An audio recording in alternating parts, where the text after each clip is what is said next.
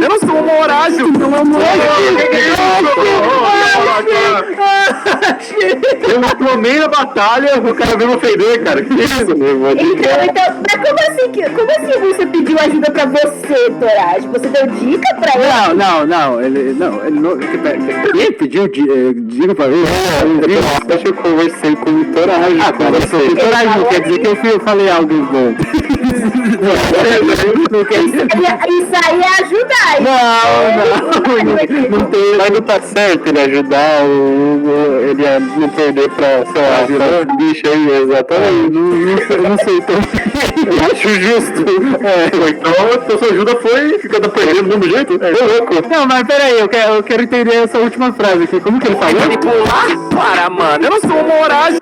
Vai me manipular? Para, mano. Eu não sou o Moraes. Você foi manipulado, meu querido? Só pra eu saber. Cara, que lembrar bonito é complicado.